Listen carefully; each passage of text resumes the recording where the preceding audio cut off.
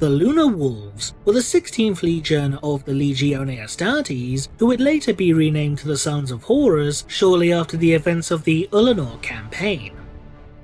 The Legion would be one of many that would turn against the Emperor of Mankind during the events of the Horus Heresy, with the vast majority of the Legion's warriors following their Primarch Horus Lupercal into damnation without hesitation. During the course of the Istvan III atrocities, the Sons of Horus would successfully purge their ranks of those who remained loyal to the Emperor, although a scant handful of loyalists would somehow manage to avoid certain death. In response to both their Primarch and Legion forsaking their oaths of loyalty to the Imperium, many of these loyalist Sons of Horus, such as Yakdon Cruz and Garviel Loken, would choose to renounce their Legion's identity, no longer referring to themselves as Sons of Horus, but instead re-adopting the name and heraldry of the Lunar Wolves. Indeed, it would be under the guise of a Lunar Wolf that Garviel Loken would fight against his former battle brothers during the Siege of Terra, an event that would see Loken slay his former Mournivore brother Horus Aximond in combat. Despite this, the nobility and loyalty that the Lunar Wolves once represented has long since been replaced by the brutality and treachery of the Sons of Horus, with the traitorous remnants of the 16th Legion going on to form the foundation of one of the Imperium's greatest threats, an entirely new legion whose warriors were reborn in black and gold, the Black Legion. However, while the dignity and honour once displayed by the Lunar Wolves may be a long forgotten memory to most, there appears to be at least one Lunar Wolf who remains loyal to the Imperium even to this day. In 019 M38, a Space Hulk designated the Soul of Damnation would translate from the depths of warp space perilously close to the core worlds of the Skelos subsector. In response to this apparent threat, warriors from the Flesh Tearers chapter would board the gargantuan vessel, intent on purging it of any potential Xenos corruption, as well as recover any lost and forgotten technologies that may lie within its depths.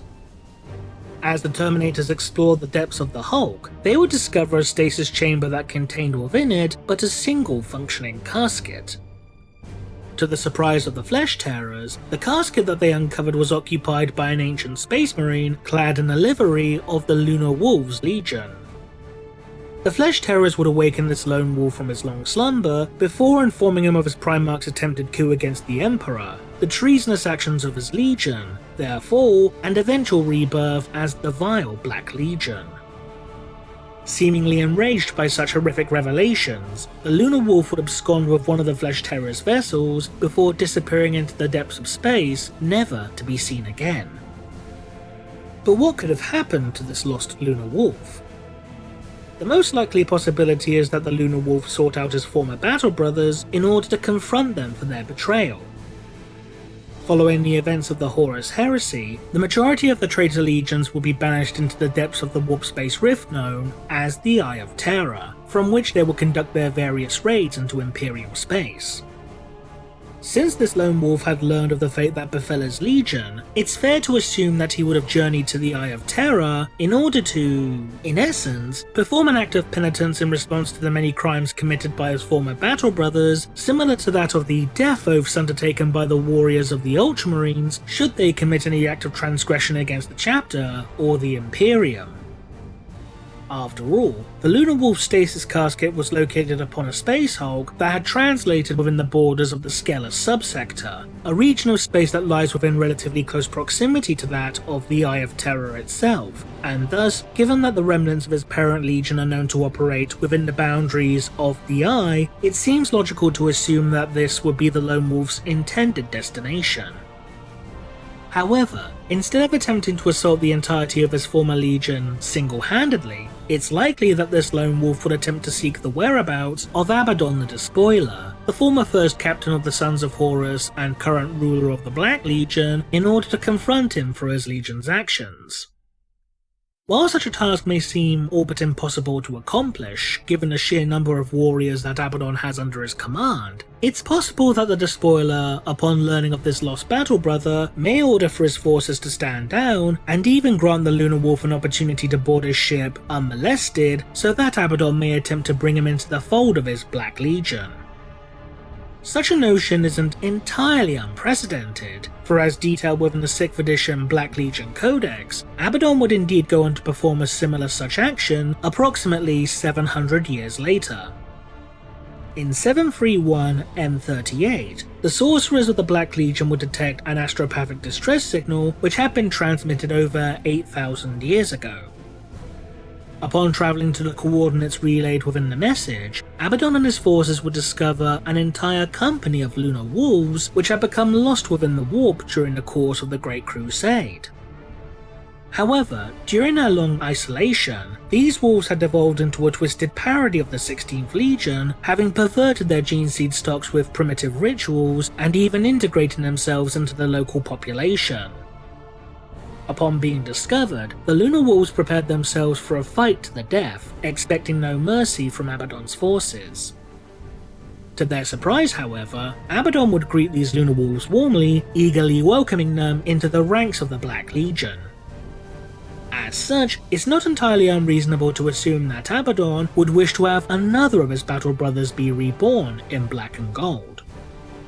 Despite this, while admittedly not impossible, it seems unlikely that the lone wolf discovered by the Flesh Tearers would accept any offer to join the Black Legion, given that within the 6th edition Black Legion Codex, this sole Lunar Wolf was described specifically as becoming enraged upon learning that his legion had turned their backs upon the Imperium. It seems more likely that, should this lone wolf ever be brought before Abaddon, he would instead attempt to strike down his former first captain. But should the Lunar Wolf choose to attack Abaddon, then it seems all but inevitable that he too would meet his end, regardless as to whether he actually succeeds in slaying the despoiler or not. Another more mundane possibility regarding the fate of this lone Lunar Wolf is that shortly after setting off on his quest, his ship had become lost or becalmed within the depths of warp space. However, if this were indeed the case, then it's equally possible that, providing that he hasn't succumbed to the horrors of the Immaterium, he is still attempting to make his way back into real space, regardless as to where the lone wolf originally intended to travel to. Perhaps instead of making his way to the Eye of Terror, the lone wolf had in fact sought to atone for the sins committed by his legion in an altogether different manner. With this in mind, the Lunar Wolf could have instead chosen to remove all traces of his legion's iconography and heraldry from his armor and become a type of warrior known as a Black Shield.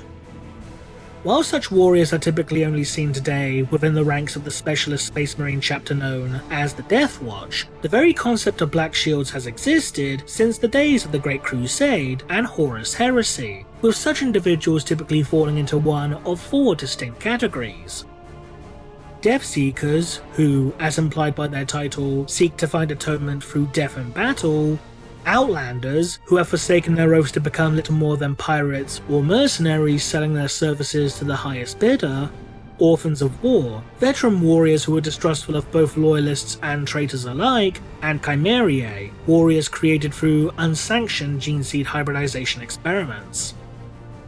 Given the rage that he had experienced upon learning of his legion's fall from grace, it seems likely that this lone wolf, if he indeed fell into one of these 4 categories, would become either a Death Seeker in order to seek absolution by dying in battle against the enemies of man, or an Orphan of War, holding no allegiance to either his parent legion or to this modern, darker incarnation of the Imperium, even if his loyalty to the Emperor himself remains unbroken.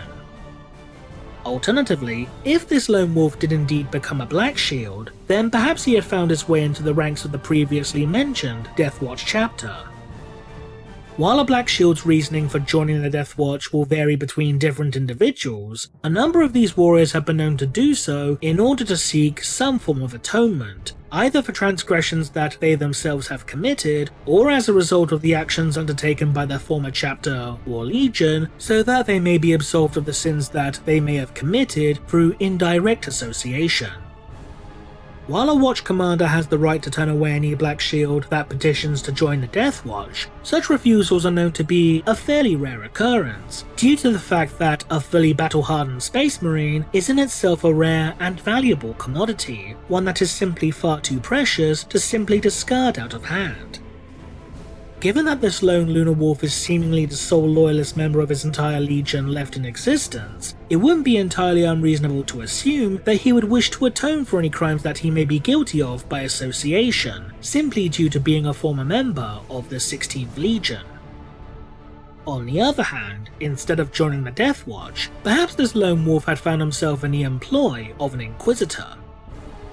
While this may initially seem somewhat unlikely, certain Inquisitors have been known to recruit Space Marines into their retinues, regardless as to whether they are loyalists that are effectively on loan from a specific chapter, Black Shields, or in some cases, even renegades.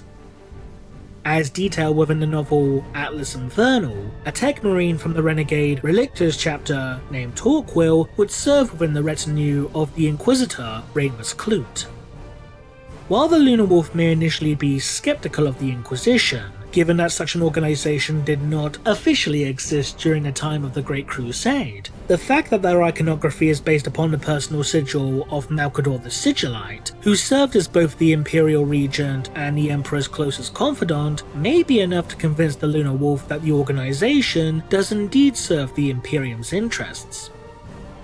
Or maybe the truth is something far less glamorous entirely, and that this last Lunar Wolf had simply perished either due to some freak accident that occurred during their journey, or at the hands, blades, or claws of some unknown Xenos creature before he could ever achieve his goals, whatever they may be. We may never know for certain. What do you think? Leave a comment below, and thanks for watching.